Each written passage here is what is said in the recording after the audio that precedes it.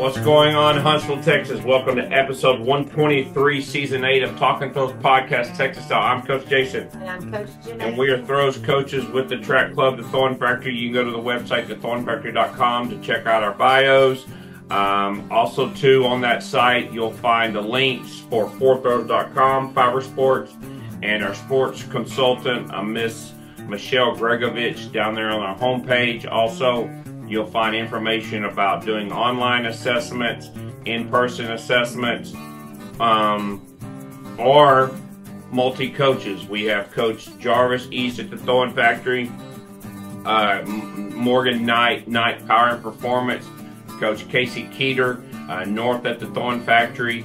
So if we can't service your needs and it's close there, they live closer to you, we can get you what you need, depending on the coach. Feel free to reach out to us at the Thorn Factory website, and our contact information is on there. Also, our shopping apparel is out there, and then there's also a link on the podcast.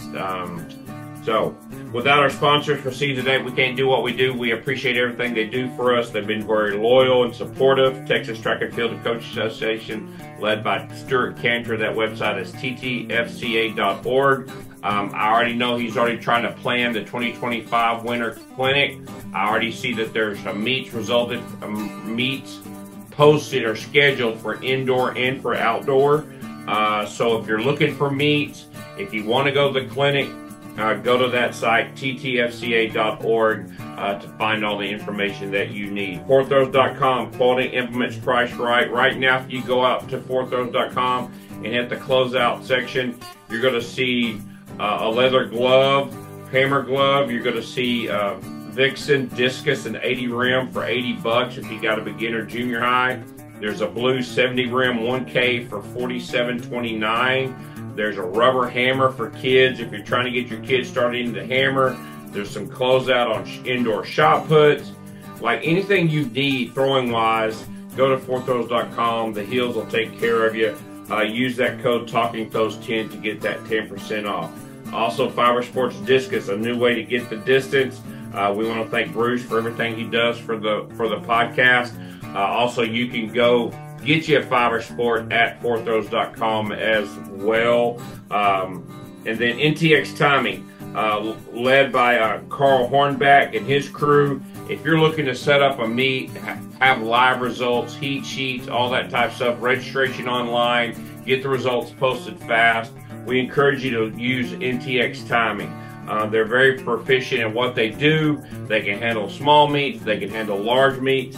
What better way to organize a meet where you can just go out and coach your kids and let Carl and his crew do their own thing. That website again is ntxtiming.com. Also, Big Frogs Colleyville, Lifting DFW, mobile lifting station where we can bring that to you for private training, to a park, to your driveway, whatever you need, to your team's practice location. If you have questions, you can go to Lifting DFW to contact me. And then remind everybody about our YouTube channel. Please give us a thumbs up and subscribe to that. Today's guest is currently coaching at Sam Houston State University down in Huntsville. He has multi-certifications through the United States Track and Field, through USTFCCCA, and also through US Weightlifting. He was a collegiate thrower at the University of St. Thomas in St. Paul's, Minnesota. Please welcome to the podcast, episode 123, Micah Guthland. Hey, thanks so much for being on. All right. Well, Coach, thanks for being on. First question is, you've been at Sam Houston for a short period of time. Kind of tell us what it's been like being in Huntsville and kind of what's been going on with the throws program. Oh, yeah. So I got here right away in February, and Coach Self here, the head coach, he kind of just threw me right in the fire. I drove my 2-day drive from Grand Junction, Colorado, got here on a Friday, did all the paperwork. And then by the next week on that Tuesday, Wednesday, I was packed up and going to Virginia for the indoor conference meet. Oh, wow. Spending a couple days with the kids.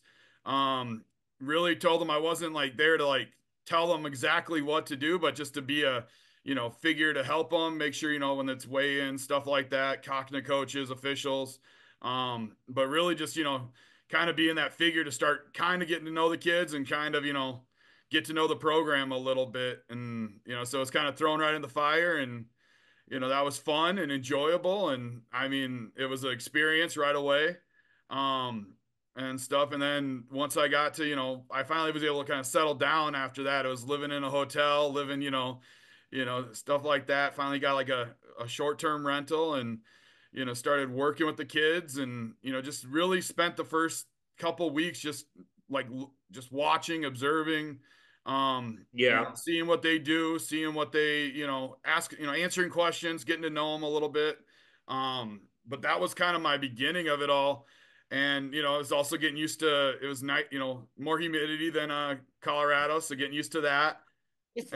First time in Texas. Was this your kind of first experience in Texas? It's first time in Texas. I've spent like some time down in like Louisiana, Okay. in New Orleans with like, cause my family, I have family there, but like never actually like, being long term in Texas besides, a trip here and there, stuff like that.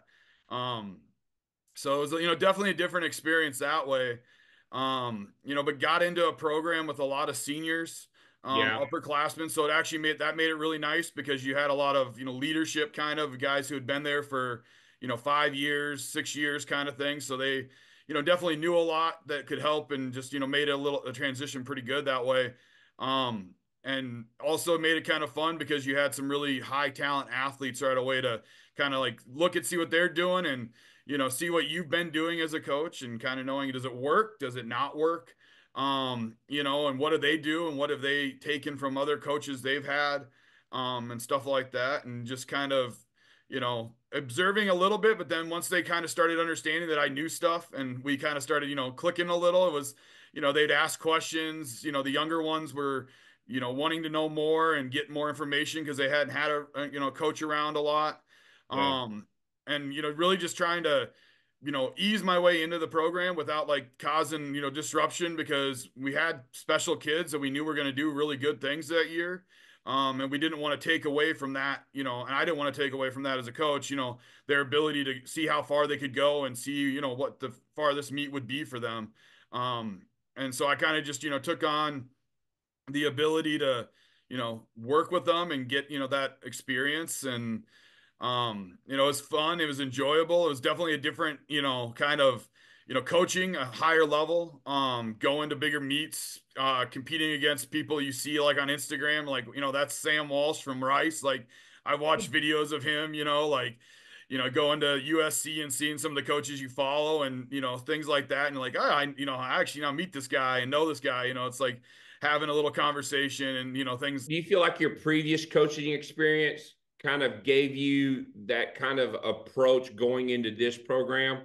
And I ask that because some people would just be like, I'm going to come in there immediately and we're going to take control and we're going to change this and change this. But you said it really with a very logical approach of like observing things and just kind of ease into it. Did you approach it that way because of previous experiences you've had kind of in the same scenario going to like John Hopkins or Pueblo, or not Pueblo but Mesa? Yeah, I mean, like for me, especially like with like Johns Hopkins, when I went there, I inherited two women that were like, potential All-Americans, and were really good at the D3 level in discus and jav, and older athletes. So it's one of those I didn't want to like, even there, I didn't want to like change things. I wanted to help them. And just always, I felt like every time I went somewhere, I wanted to get to know the kids a little bit and really try to develop that part of it, knowing that once I bring my own, athletes in recruiting and stuff, that'll change because I'll be able to build the relationships. But until I, with the new kids, don't, throw wrenches in there, have them all of a sudden not want to be that part of the team. If they're important part, you don't, you can lose them.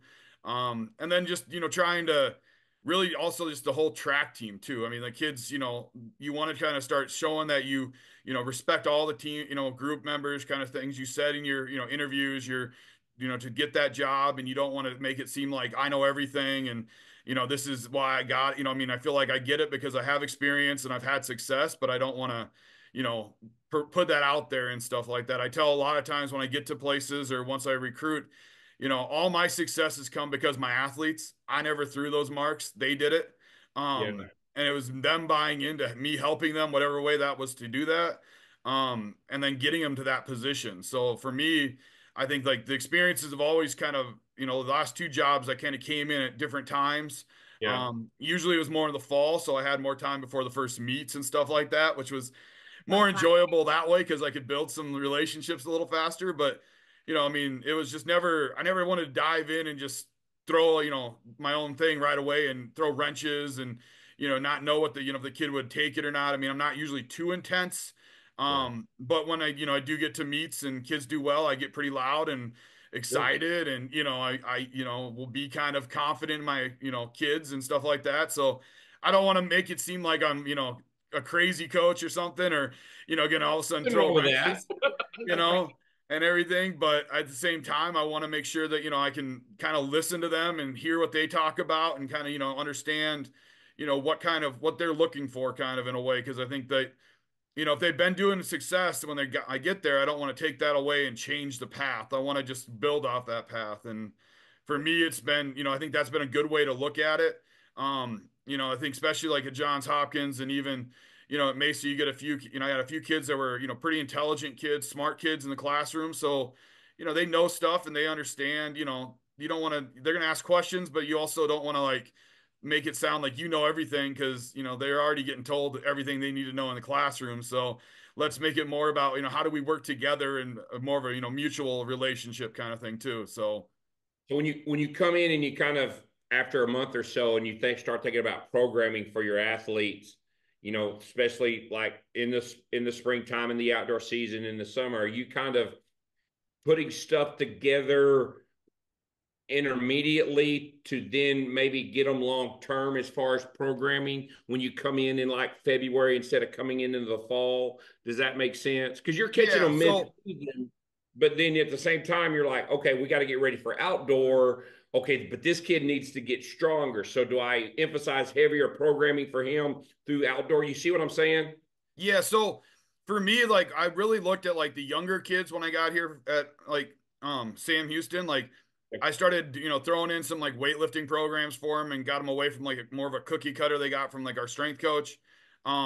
And trying to develop like work with them and put more stuff into drills and adding little things like that for that side. But like with the seniors, the big thing was really just making sure like, maybe giving my 2 cents, like I would maybe back off a little bit on like the weight, or I would, maybe back off on how heavy you throw or how many throws. But, the ones I had here, the seniors that all kind of graduated that, were in that top 50 in the, Western region, it was more Yeah. like, let's keep doing what you're doing. And because I think I trust you because you guys have been there long enough. It's, they're most of their fifth year. So I'm like, you kind of know. So like, I'm going to watch and help, but like, I'm not going to, let's not reinvent the wheel kind of idea. And let's get you just doing what you feel comfortable and healthy. But of course, like if they had, wanted some insight or something like that, like definitely, try to answer that and help them with that. But, it's a lot more like, the younger ones, I felt like I could do that because either they weren't going to be going on past conference probably. And so we could kind of maybe not lose the year, but like change it a little bit and have like still have some good results. But the older ones, I definitely felt like if we didn't, if I changed something too much, I could see them all of a sudden like, something happening and, they not hit the mark they want, or, they get injured because they're trying, doing something that's, too much or too less and they, they're used to. And I felt really comfortable in like their who they use for coaching aspects. They had like Tipton from Lamar was one of Yeah. their coaches for a couple of them, so that he, has a good plan for a lot of things. So they kind of understood that, and so they kind of had ideas. So I wasn't gonna like say, oh, let's change everything. But I wanted to know what we talked. We had moments where I sat out there for an extra hour after practice, just talking to some of the athletes, kind of getting to know what they were going for, what they were planning, maybe saying, hey, cut back a little bit on your throws. Like you don't probably need to do that many today. Yeah. Or when they were lifting and making sure it kind of fit the schedule I would hope them to have, put them on. Cause it was really, there were similarities in what I would do. Um, but it was just more like trying to just, the upperclassmen, get them to the point where they were going to feel comfortable, get that mark they needed, get the meets they needed, fight for them anyway at a meet if we needed to for some reason, if it was, something not weighing in, or if it was, there was ever that chance to protest, things like that, just really making sure they felt comfortable so they knew that when, we got to those big meets, they were ready to go to, have success. And, there was some hiccups and we had some moments where they didn't do as well. And, part of me second guessed, did they let them throw too much? Did they do a little too, overdo it? But at the same time, they all, I think, did, something they wanted to do. They hit, those marks that got them to either West Regionals or, got them over a 1750 mark in the shot, or, a female hitting over 50 feet in, shot put, stuff like that, I think still was a big accomplishment for them. Yeah. Are you an advocate of developing throwers? And I say throwers with maybe 2 to 3 implements in mind versus maybe a specialist where, oh, he's just a discus thrower, he's just going to be a javelin thrower. Because in your conference, every point matters. And if you have a talented kid that can be a thrower and get you weight, or excuse me, hammer, shot, and discus points, do you kind of, are you open to that? Yeah, so I always tell kids when I recruit them, and when I got here, like, I always I want to have one event that's kind of like your favorite, your one that that could be like that elite one that might get you to Eugene if as a freshman, sophomore, like where it could get you. Um, but I really try to stay away from getting like just one really good event. Just because we can't, like, as a program, we can't, really afford to do that. And stuff. I mean, it'd be nice to have, bring in a 60-meter discus kid right away and develop him into, an elite top kid of the nation. But we also need to score points in conference. And we still want to get kids to regionals. So how do we do it? So, we really kind of promoted, I promote the idea of having, like, doing at least 2 events. I kind of try to get away from doing over more than that sometimes, just because, practice scheduling and, stuff like that, injuries, getting an injury from like doing shot put with your, ankle or something on a toe board, or, your wrist or something. I don't want to always have that if you're a really good hammer thrower or, discus kid. But how do we get, 2 events out of you that's going to, help the team and take away, add spots to our, conference meet when we get there. But really not trying to focus just on one, but, there's probably a point where you get to your junior, senior year that you might start doing one over the other more. I know, like, from the hammer kid who threw 64 for me, Brian Orlando, he's from Katy, Texas and stuff. Like, he did shot for us and he scored a point at conference and shot and, things like that. And he had done shot a little bit when he was younger, but, we didn't practice it. I didn't have him practice. He didn't want to practice that much once we got to outdoor, and throw it that much, because he really wanted to get that 64 plus meter throw in the hammer. And, I agreed with that. And I think that was more important at that point, because that was going to get him to that, like, final level of, we were kind of looking, how can we get him to be a conference champion in hammer? With him and Luke, who was on the team, the other senior, how do we get those two to be, Luke was the conference in the WAC last year. How do we, kind of repeat that, or at least put him in the top 3 or 4 to, get him back where he was in Conference USA. So we always try to have maybe those 2 events for kids. But sometimes I kind of wean them off when they get to their upperclassmen years. If it looks like it's going to be beneficial.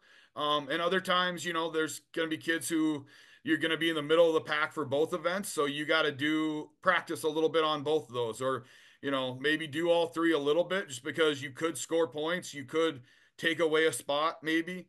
And we kind of need you in all 3 just to take away the, score maybe that 7th, 8th place that scores you a couple points, but that could be the difference from, getting second or first or third or second, so how do we do that in a way, especially the younger kids? And I think it works out really well for the younger kids. But I've also seen it where you try to do too much, especially when you go away from the throws. When I was at Hopkins, I had a javelin girl who was trying to be a jumper and a thrower, and her senior year was, not as good as you wanted until nationals, because she just was doing a little too much at meets and practices. She was trying to do jump workouts, but still throw the jab.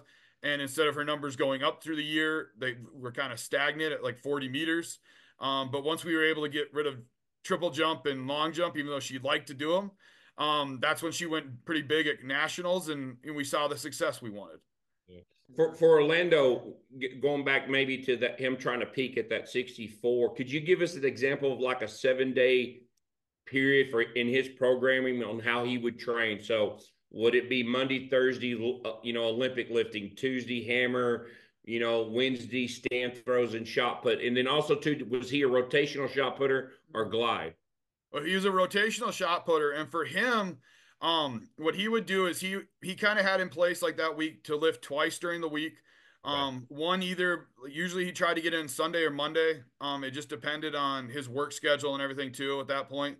And then that usually involved like some kind of Olympic lift and then some kind of like speed and movements of squat, box squat, stuff like that. And then he would then usually throw a majority of just like the hammer and stuff. We'd take one day to do shot where he would just mainly feel it out. And that would be kind of like more of his supposed to be his off day. And he would just come and do a really light day of shot put where it would be, getting a few throws in, capping it when he felt like he hit a few good ones. And then moving on, but then really focusing on, having a day of, 15-pound hammers, saying just normal hammers, and just really getting, working on little things. Cause for him, a lot of it wasn't his technique. It was just getting like hyped on the hammer at the end, and stuff. Cause he was a good four turner, in the ring, good sized kid still. And like form was like you caught, we'd catch a time where the, second turn or third turn were the bad ones. Yeah.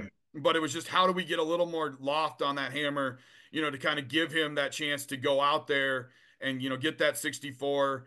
When is he hitting 65, 66s in like with the 15, knowing we're getting to that way with the 16 kind of idea. And just really working with him, like what he wanted to do during that time and knowing that, if he wanted two lifting times, that's what we wanted to get to. Knowing that one week of conference, we probably weren't going to lift much because we were traveling and all that. So you get a hotel, gym to practice in. So it's some turns and some med ball stuff, and that's about it. But really just like, working with him on that aspect. And he wanted to spend more time on hammer. So I was more willing to do that too. Like I think that shot was going to be if he hits a 15, gets a 50-foot throw, he's going to score. Yeah. But at the same token, like, we had two other guys who were kind of like the guys who needed to throw shot that were one was Dom from Lithuania. And then there was Nikos, who, was kind of our second best shot putter that year. Those two were more, we were just hoping, he'd get maybe 1 or 2 points like he did. And that was kind of the goal. Yeah, yeah, yeah. You mentioned the heavier hammers and stuff like that. So, are you a big advocate of short wire, heavy ball, change some of that stuff into your programming to kind of mix it up, but also kind of not make it dull, Yeah. for the kids? Because I'm a big advocate of that. We like the change. We have a lot of different coaches and their philosophies of doing that. I was just wondering kind of what you're feeling on it. Yeah, so I really like to use heavier and lighter implements for the kids, especially the heavier ones like earlier in the season. A lot of times like the heavier things usually make work more on the form and like Yeah, patience and stuff like that. So I use a lot of those like then. The kids like to use them too just because, it does give that change. They're looking at what kind of PRs they get even with like, using a 5K or for the men or the women too. It teaches patience, sitting down, just because some women can be really strong. And the thing is, when you throw heavier in there, they have to actually do more technique because it's not gonna be as easy to get that 5K to move as well as a 4K or a 3K, which was really quick and speedful. So I try to implement those a little bit. And the group that I had, like they were really good at understanding that already and had mhm. that kind of already in their like plans and had been doing that. So it's kind of just like, let's keep that cycle going when I got here. And, we're fortunate enough to have all that kind of equipment in our shed. So, we have, like I tell recruits, we have, 2K hammers all the way up to 20-pound hammers. We have some short wires, some longer wire ones. So we have all that available for the kids to use, which is really great. And the same thing with shot puts and discuses too. We have, the 2.5Ks, down to the 1.75s. We have the 1K, then the smaller ones for the women and the 1.25Ks. But recently, especially with my ability, like as at Mesa, I really started implementing that more Okay. just because you started getting more higher tier throwers. At the D3 level, it's a lot harder to sometimes get those, and you have to be patient to find a kid.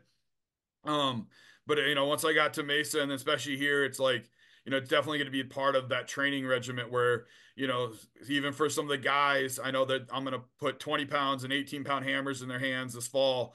And that's all they're going to do for probably the first, couple months is really just touch those. And it also kind of sets them up a little bit for the weight throw, which is nice and gets Yeah. them ready for that. So they start having heavier things. And same with the women using 5Ks and stuff. I know like I have one of my mentors, Peter Miller from the University of Minnesota.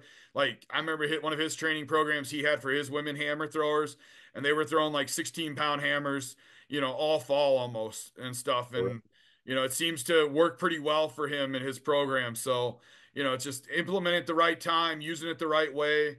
And making sure the kids, still have a chance to touch the normal ones at times so they feel good about it. But once they do touch the, normal, the 4K or the 16-pounder, all of a sudden it feels like, a whole different ball game and things go faster and they can still keep their form and the distance start going farther. And it's, kind of excited to see too. Yeah, yeah. Now I have to ask because it's a pillar as far as the campus. Do y'all still have the cross ties lining out your sectors over there behind Bauer Stadium? Do y'all still have the cross ties out for the shot put area? Do y'all still have those out there? Yes, we do. Yep, we still have those. So Coach Self, what's kind of the plan for the program going into 2025?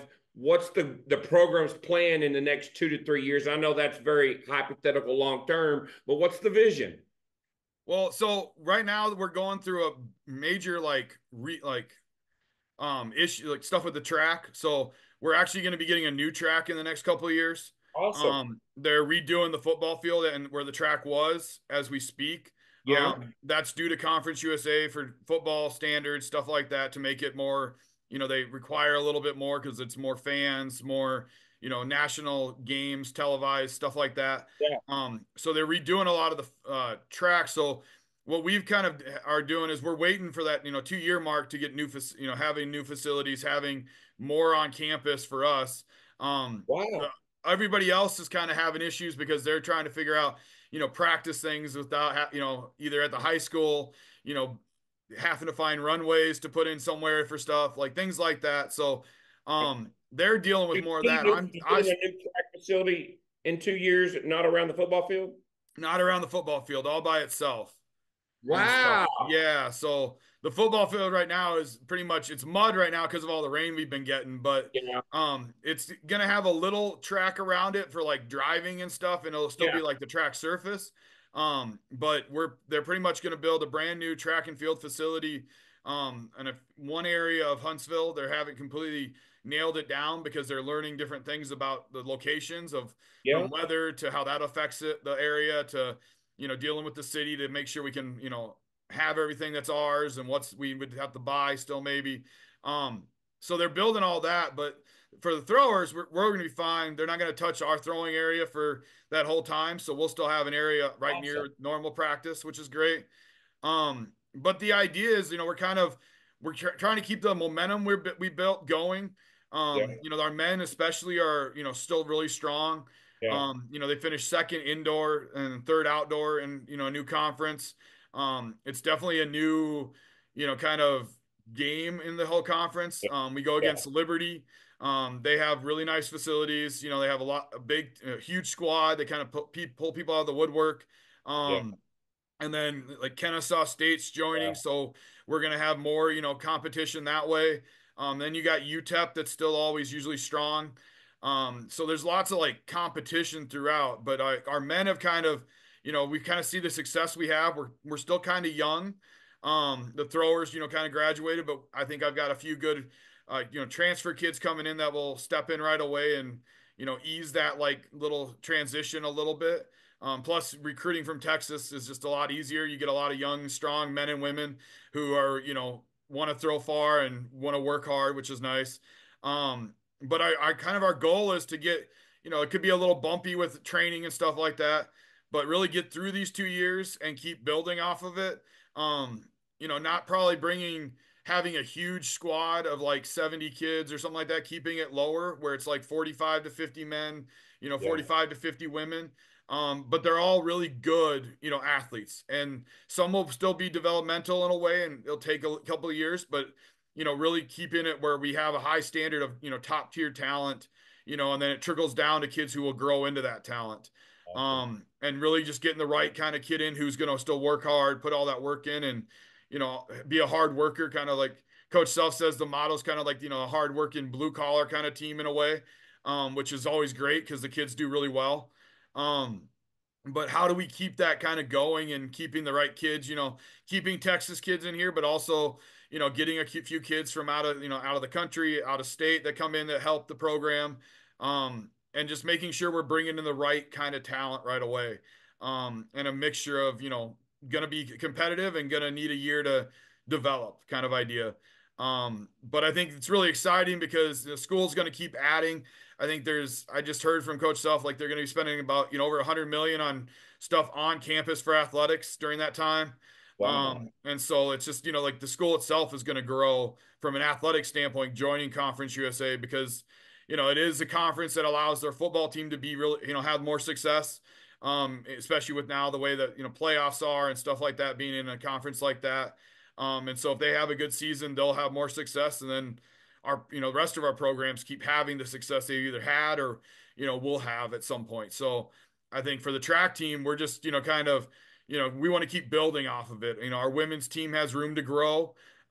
We had a lot of younger, women at that time coming in, and, I think they lost a decent amount when they left the WAC, but we know we're not going to be as dominant as we were like when we were in the Southland and be able to go there and really dominate. They started learning it when they were in the WAC with like Grand Canyon and stuff. Yeah. They're kind of very similar to Liberty in a way where they have able to get a lot of talent and stuff like that. So how do we kind of build off of these last 2 years now and still stay in the top, 3, maybe have a chance to, fight Liberty to win, a title, but definitely stay, relevant, being the top 3 teams all the time, and sending more kids to, the West Regional than we can. Yeah. That's a big goal for us, is we sent like around 10 this last year, trying to send, up to 20 to 30 men and women, get more like that going, where we have, definitely have the top tier kids there. And then, see if we can get some kids to go to the national meet too, and stuff, see where we can, how close we can get to that like level.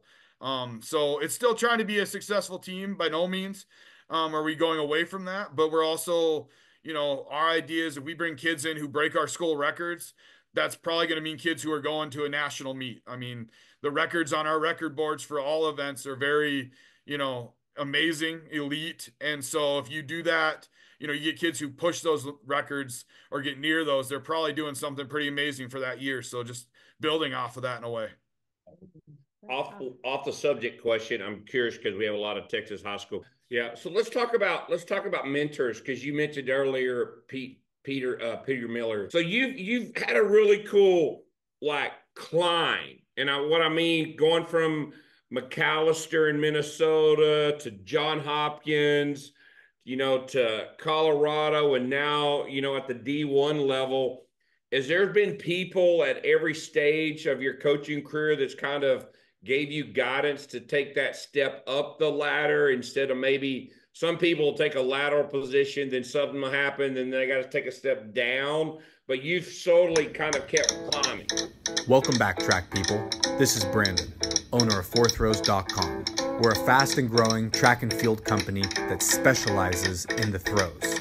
With our speed shipping, implement warranties, and rock bottom prices on javelins, discuses, shot puts, and hammers, call us up today to talk directly to one of the owners at fourthrows.com. Yeah, so for me, like it really started when I was in high school and college. Like there was a coach at Gustavus, Adolphus in Minnesota, St. Peter, Torkelson. He had been there forever, and he kind of was the one who, like, he started with, got me into like thinking about coaching a little bit, just the way he did stuff.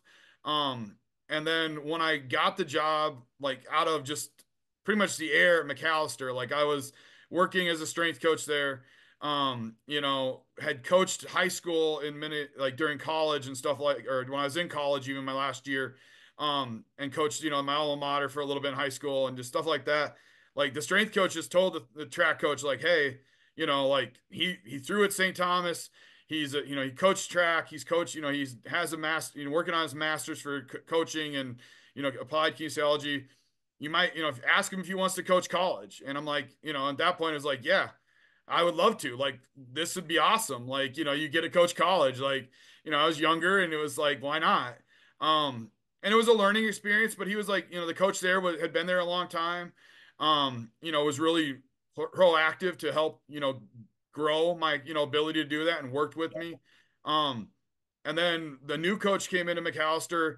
And what was really nice was like by the time I left, like she was very open to the idea of me, like, either at that time she was retiring. So she's like, I think you're starting to understand coaching. You're getting things that you need to get that aren't, really taught. You just learn. Um, so there's a chance that you could be the head coach here. Oh, That didn't work out. yeah. They went in a different direction, which is perfectly understandable. The guy has a lot more experience and, I was still young and everything, but, I took a chance with the Johns Hopkins job, had family out there. Oh, So I said, emailed Bobby and Bobby was like, hey, yeah, we'll take you. If you want to live out here, if you have ways to make it work, we'll have you out here. Um, COVID affected it a little bit. I think that if, COVID wouldn't have happened at Johns Hopkins, I probably would have stayed there longer. Just because Coach Van Allen's a very successful coach at the cross country level, and even at the track and field level. And, he always understood that like you probably were going to move up and he would definitely support you doing that. But he also gave you the tools to kind of see what a good head coach would be. Supporting the throws, supporting, the athletes, giving things you need, making sure you had the equipment, really fighting for the throwers in his way as a head coach. yeah, And at that time too, I started getting into more of like, certification stuff. I had, worked a little bit with Peter Miller and talked to him when I was at, Macalester still. yeah, Used him as kind of as a mentor. Started talking to the coach from Gustavus a little bit. Like, we were now kind of equals in a way because we were both, coaching, and he was a coach and I was a coach. So just learning what he did as a coach for all those years and how he was successful, how he interacted with his kids and really, got kids to buy in, improved, worked with kids. And so I could ask him questions about, little things like, well, how do you get this kid to do something in the ring better? Or how do you get buy-in for a kid when you're changing them from a glide to a rotational? With Peter Miller, it was how do I, drills to, for kids that need help with something, just sending him a text message on a, Wednesday morning during practice when the kid's having issues on a release with the weight throw. And I go, how do you get your kids to finish the weight throw? And then 20 minutes later, he goes, let me think about some stuff and I'll get back to you, like things like that. Or, even having issues with, how do you deal with this as a coach with you have, if you butt heads sometime with your, your head coach or something, what would you deal with? How would you deal with it? How would you, maybe what do you look for that's a good sign that we're going in the right direction or what's a bad sign? yeah, Um, and so I think like for me, every spot I've been at has kind of given me something, a learning thing that I've learned how to, what to look for. And so when I have looked for new jobs too, I've been, I just don't look at where the location is or what the kids are, but how long has the head coach been there? How good has the throws program been, during that time he's been there? Has it grown? Has it, gotten worse? Was there a time when they were better? What did those coaches do that left? Did they leave because, they got a better job? Did they leave because, they went into a different career, which then, could be a red flag because it might be they didn't like coaching anymore. They got, burnt out or something. But really using those like each stop to kind of, with the mentors I kind of had in place and people I could talk to if I needed to, when I run into somebody at, at the convention or something, even like, they ask me how I'm doing. They, ask, I can email a few of them and get answers like, what would you do with this? Or how does, is this the right way to handle this as a coach right now?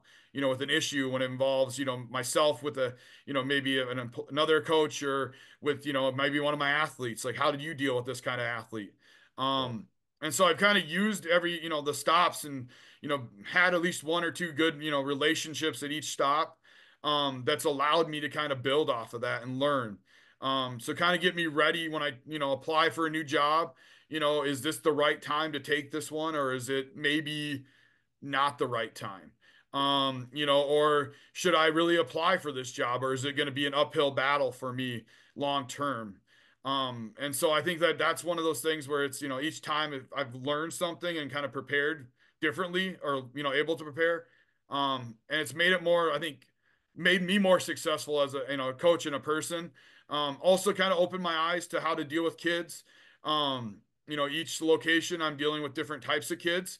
From How do you tell beginners someone and who's going to be a thoracic surgeon coming out of John Hopkins? yeah, I mean, when you're at Johns Hopkins, I had to actually tell the kids to not be so, to use smaller words because I couldn't understand that stuff. Like, I'm like, they're talking about math equations, and I'm like, okay, let's go a little less. Okay, let's do A and B. Come on. That would be like, woo. You'd be like, I want you to do my surgery. Yeah. Like, I want you to give me money when you're a doctor now to help the program out. Like, I'm going to call you, and then you can be that alumni because you're going to, be that brain surgeon that's working on, like sheiks and stuff in, Saudi Arabia or something like that. Well, that had to be a little unique about recruiting people like to John Hopkins at a D3 school, because people are familiar with John Hopkins, of course, the institution, but maybe not to think that they have a track and field, but also that they have a throwing squad, and who, like, what's the mold and fit for those D3 athletes as well. So very curious. Well, I kind of was had that a little bit with Macalester. It was more of a highly academic school. Oh, really? Not as high as Johns Hopkins. But it was up there for like their standards and stuff.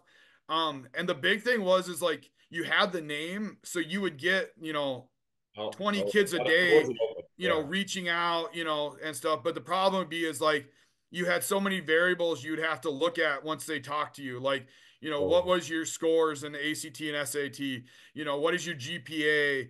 Are you taking AP classes? Also like what kind of background, from a demographic to social, like, are you coming from? Little things like that came into it. And then, there's some you had to be honest with and go like, I just don't think that you're going to get in. I'm sorry. It's just, that's the way it is. They've become, the selectivity is hard. And then there's the ones you pursue because you think they could get in.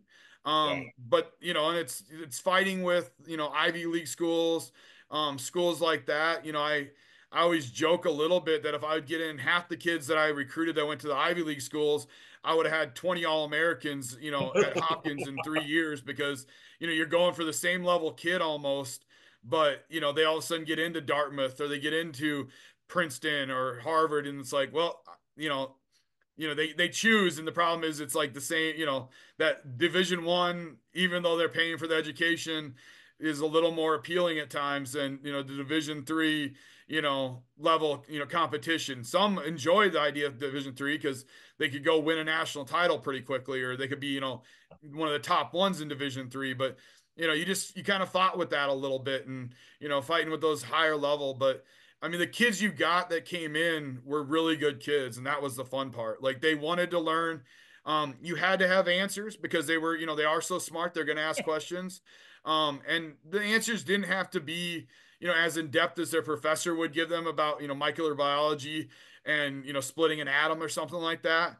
But they're going to want to, you can't just say because I said so too. You're going to have to give them examples and, you're going to have to give them that, results too. Once they had the results, they understood. They go, oh, that makes sense. And that's why I do it. So now I'm going to keep doing that because it works, kind of thing and everything like that. So it was really fun to recruit a little bit, but it also got stressful because you thought you had a kid and you're talking to this kid who's going to be a game changer. And then it's just like, sorry, coach, I, committed to Princeton, or, I'm not going to actually do track. I just want to get my education at, MIT or something like that. And you're just like, I can't blame you. I mean, that's your, you're going to do a degree that's going to get you a job anywhere.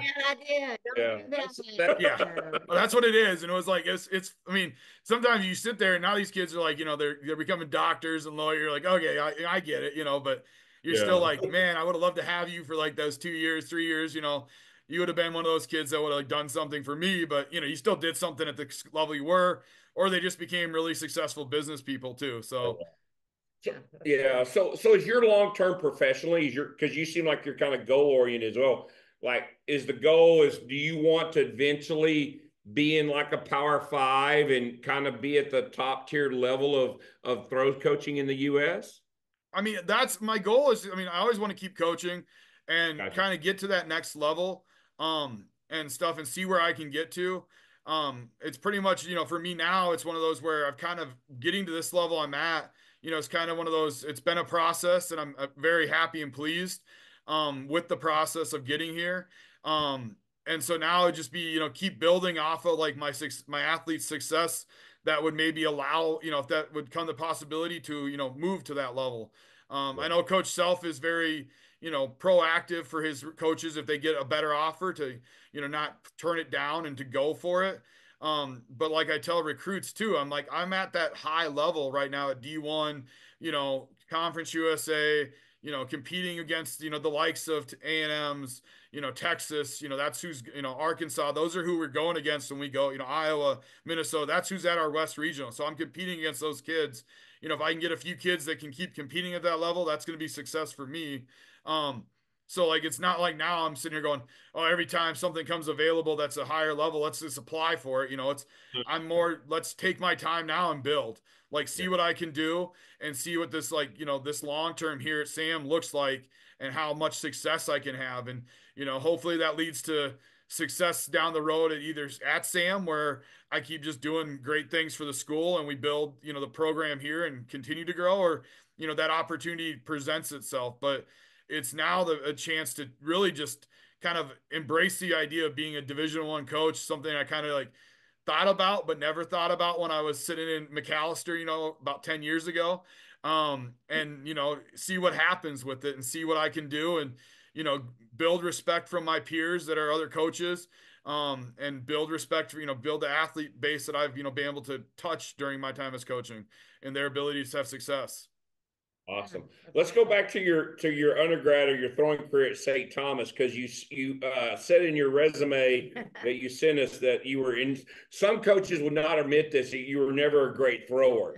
So let's talk about you, the thrower. So something had to be inside of you to carry you into your profession of becoming where you are at now. What was that maybe when you were a thrower at St. Peter's?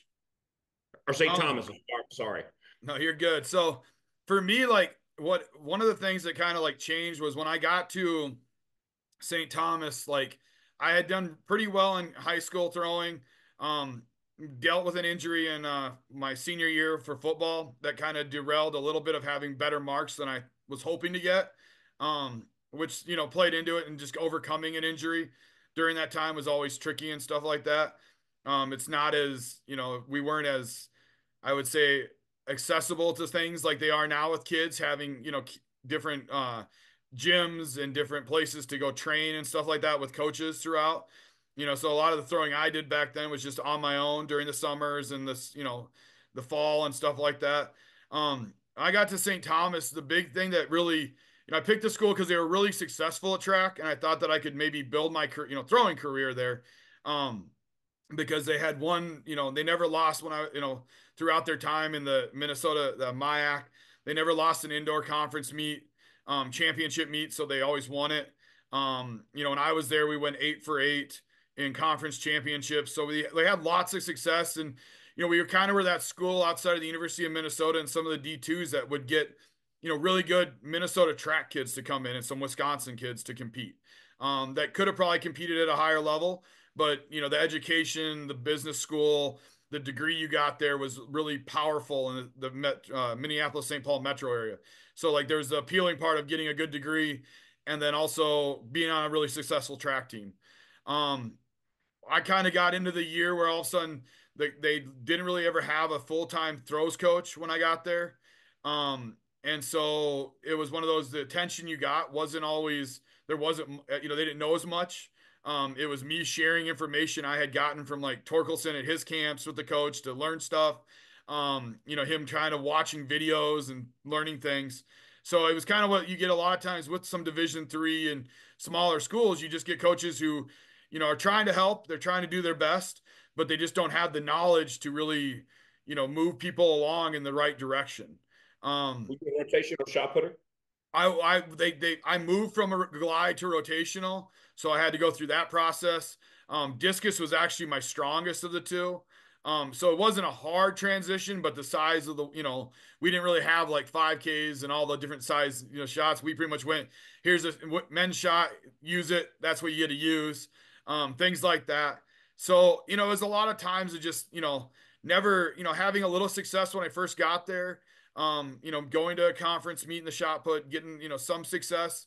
But, between being a bigger guy, just having injuries by my senior year, there was times I felt like I spent more time in the, training room than I did actually at practice, getting ready to practice. What about hammer? Did you do any hammer? I started doing that, and I started like enjoying it, and I started figuring out, but like, it was just one of those that it took a while to ever click, for me and stuff. And it just like having the knee injury, like my leg strength never got back to where I wanted it to get to. I mean, my upper body strength, probably why I could still decently throw shot put, grew exponentially. And I, was benching more than, probably the most on anybody on the squad at the time. But it was just like the overall body concept and never having the training for even Olympic lifts as much as you wanted to. Yeah. A lot of that played into just not developing the way that I probably should have developed. And I saw that as an athlete, and that's kind of part of the way of, coaching. Like I see how important it was to have a good coach, and to get a good coach in your system, because that really can develop kids no matter how, good or bad they are coming out of high school or how their PRs are. If you have the right coaching staff, the right people supporting them, they have success. And I would say I had decent, support, but I didn't have the support I think you can nowadays find with a lot of programs throughout, college and stuff at all levels. And so I never really, excelled, mark wise when it came to throwing. I enjoyed it. It was fun. I enjoyed the track presence, being part of the team, being around the team, watching the meets, watching the good, athletes throw, things like that, but just never had the marks that I wanted to have. But I also like started learning that I could coach pretty well, and I understood, reading books and reading material. I could catch on to things and see things. And, I started just with high school kids. My last year in college, I kind of like, stepped away from track and said, I'm just going to finish my double major and move on to, doing other things. And so I kind of, went on to get a high school, coaching job, Really? coaching some high school kids, and had success with them. Like the kids bought in, started, understanding some stuff. Took a kid to state in Minnesota, in shot put, and it was doing well in the conference and scoring points. And, I started figuring out that I could actually kind of coach in a way. And then once I kind of got out of, my undergrad, I also was like, I really like coaching. Like I coached basketball, I coached different sports. I was used for like scouting for basketball. I kind of got the idea, like I got the idea of the sports, a lot of it. I just didn't have, some of the attributes or success to like, keep continuing those. Like for basketball, like did it all 4 years in high school, but I was a 6'2" post. Like that wasn't going to work. Yeah. You just So 3-point line and just make it rain. I wanted to, but that was kind of been my secret. And I was a little bit, decisive in how athletic I was, just because of being a bigger guy. People thought I wasn't going to be as athletic, but, I was pretty strong in the weight room, and, had put in the work to get better, but, just didn't have it in you when you go against 6'8" kids and you're 6'2". I could push them out of the post, but I couldn't actually, I couldn't block their shot or keep them from scoring over top of me. So going from high school to your freshman year, I'm kind of curious. Double major, what was the plan? So what would you be doing if coaching didn't find you? Well, so when I was in my undergrad, my double major was in business law and marketing. Oh, wow. I went into the business field. I looked at international business, Yeah. partially because my father was doing a lot of international business at that time.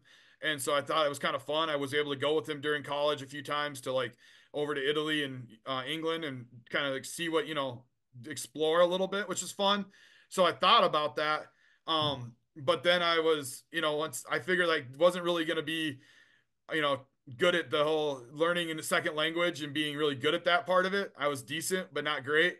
And there's just things that required that I was like, I don't know if I could actually like want to do well in that, and like without hurting my, GPA, without, making me have some struggles, and especially fitting it in with the class schedule and track, trying to still do both.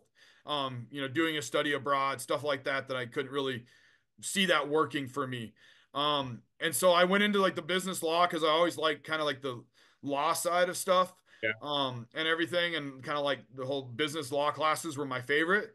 And marketing was just an easy add a few classes, and it was kind of fun with marketing because it kind of got into some sports a little bit too with all that. So that made it fun, and kind of like met a professor who was in the business program and had worked with like agents and things like that from the sports side. So it just piqued my interest a little bit. I tried to get to law school. My GPA wasn't great, and my SAT score was about average. So I had a lot of things going against me to get into a lot of law schools at that time, when they were really, they were more pushing for the top tier kids and kids who could, make a different, change a little bit the standard of what it used to be. I was okay with that. I understood that. So I kind of did a 180 and said, let's go into the coaching aspect. I like coaching. I thought it was fun. When I was just doing it in high school, the University of Minnesota offered like a coaching certificate, which allowed you to take different coaching classes. So I started taking different ones. That kind of got me That's into. How you first met Coach Miller was there? Well, I kind of knew him from throwing because we were about the same age, so we threw against each other a little bit.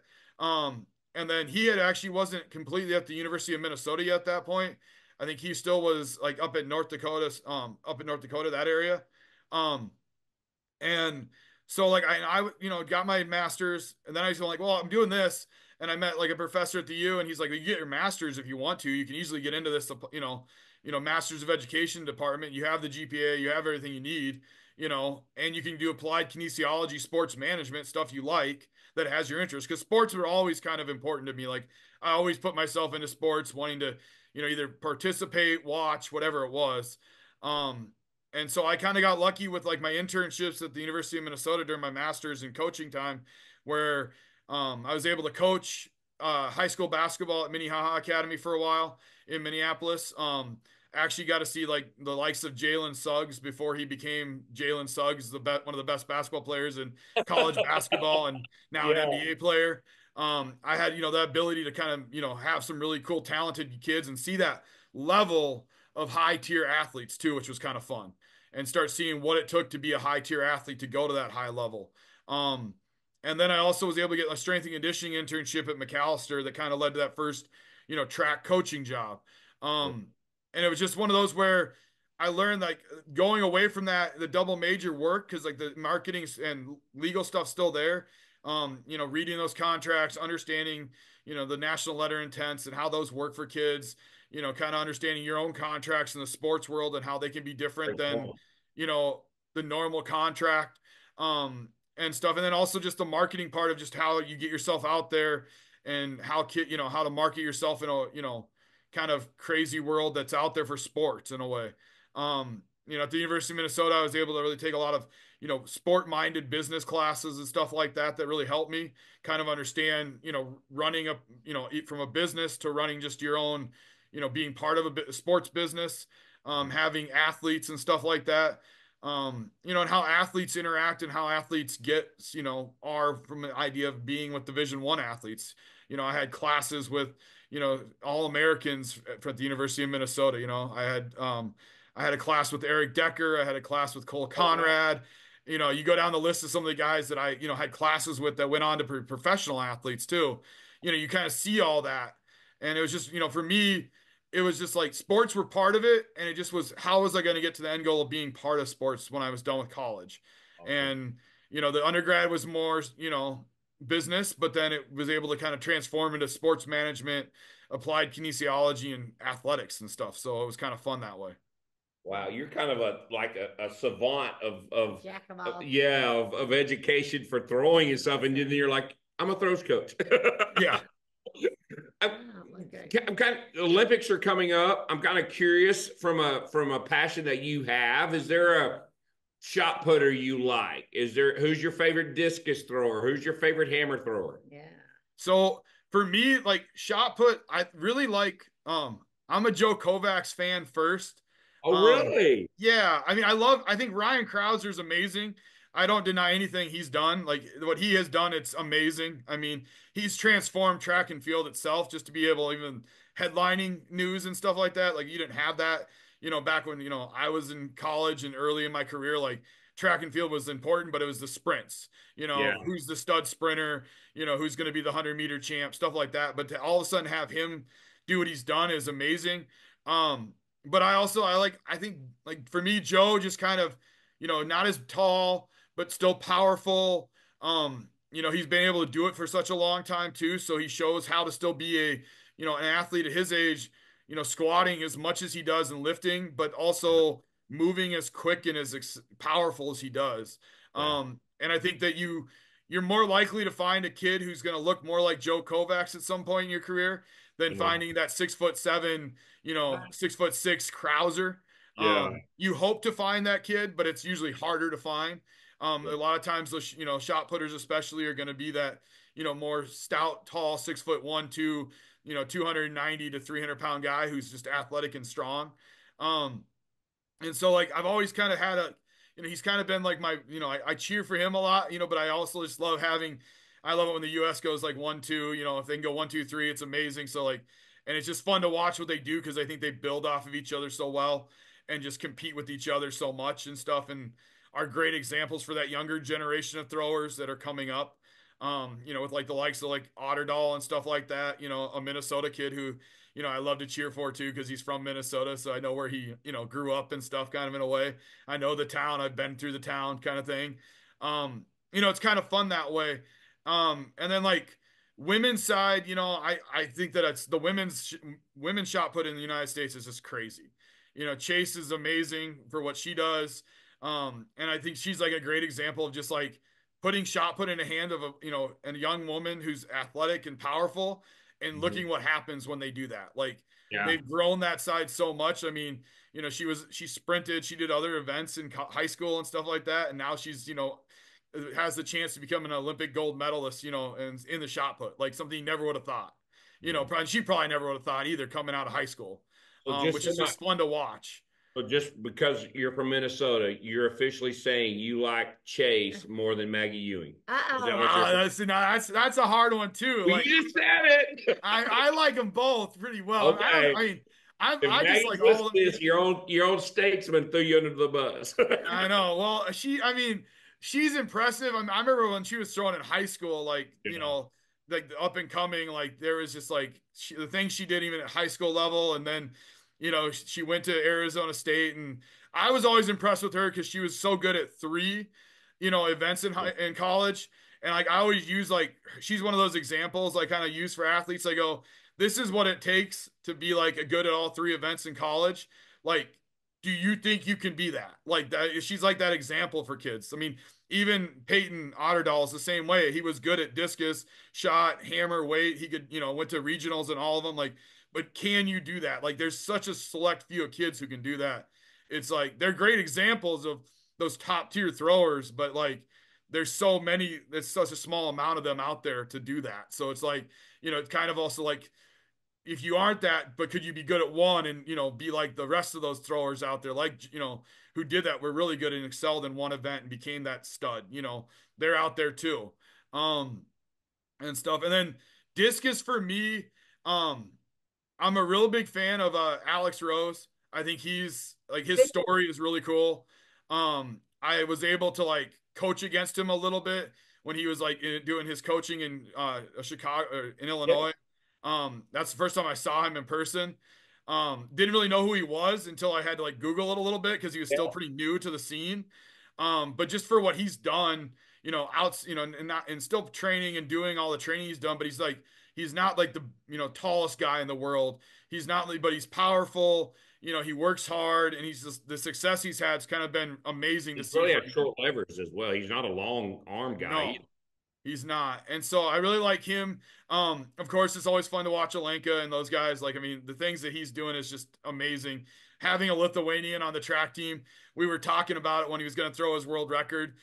My thrower Dom pretty much said, yeah, he's going to break it in Oklahoma that week. It's a guarantee almost, and stuff. And sure enough, he did. It was kind of fun to see that. and so that's always fun. And then, I mean, Val is an amazing discus thrower. I really like, some of the techniques she has and not being the biggest and, Yeah. woman out there, but throwing it as far. You always find connection with her and a lot of your female throwers coming into it.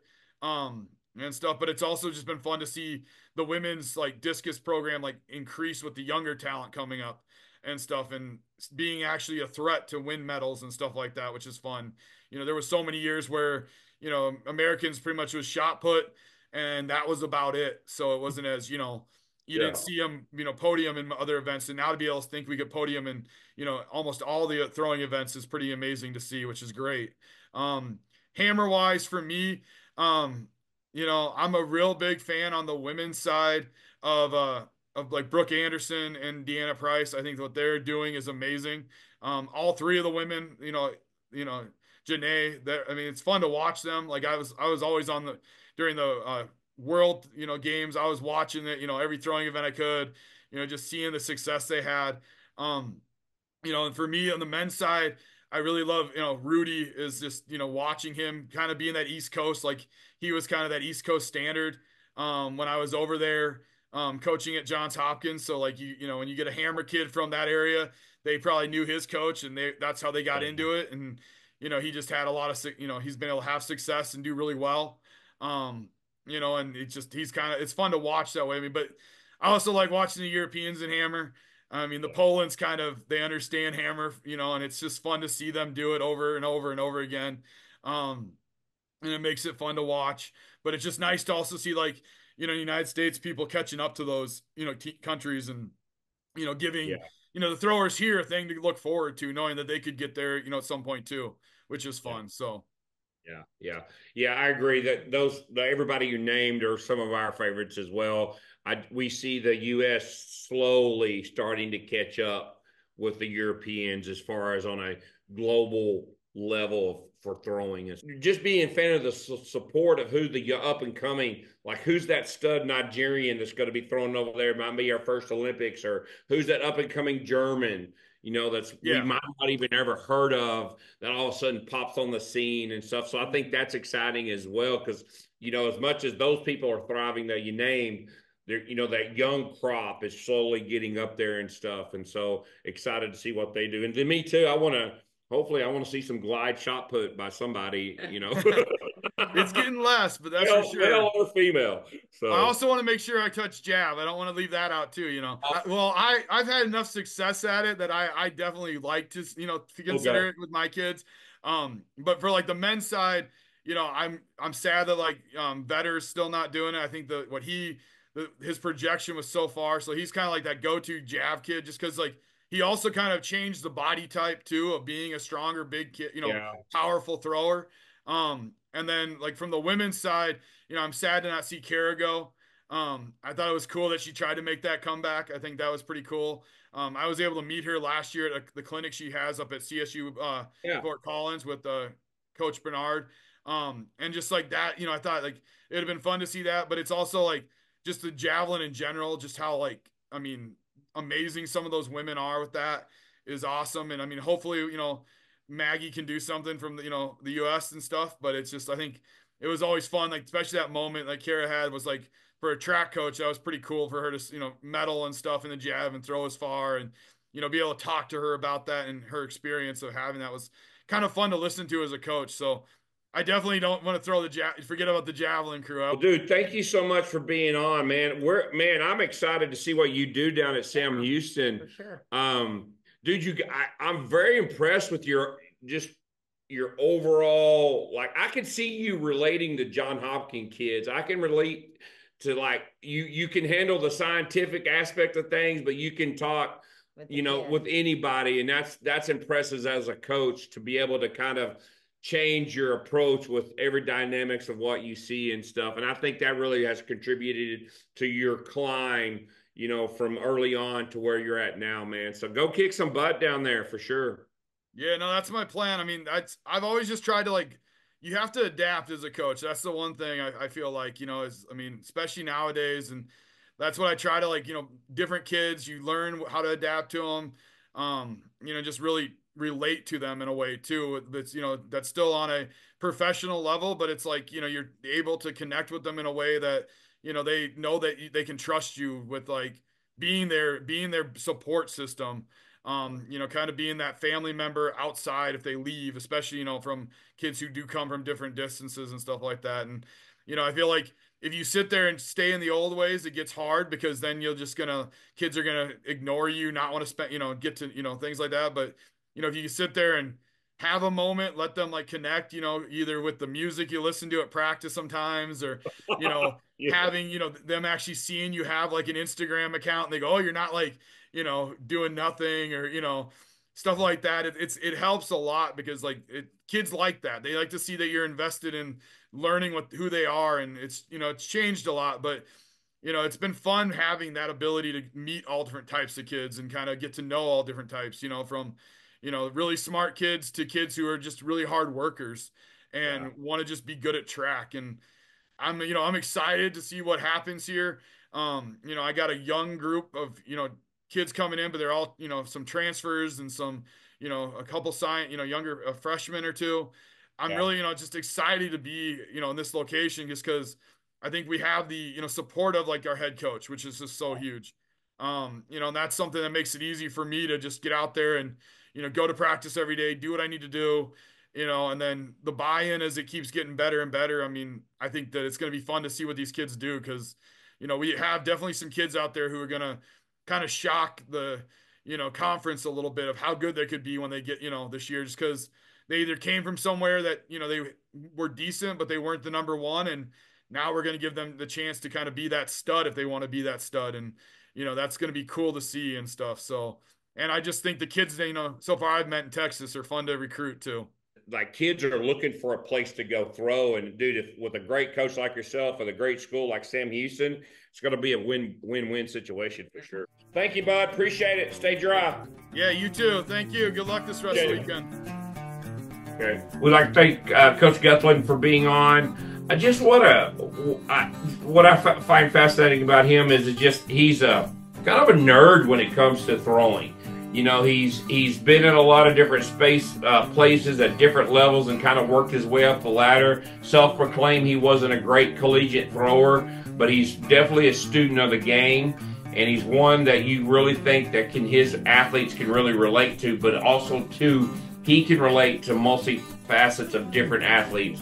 The non-athletic to the really athletic to that female to that male. He's very diverse, and I just think Sam Houston's got a hidden gem and that's running their throws program at Sam Houston. So I'm excited to see what he's going to do here in the next few months, getting ready to go. But, you know, being able to go from John Hopkins to Colorado Mesa and some of the stops he's made now to a D1 school at Sam Houston just goes to show you he's climbing the ladder.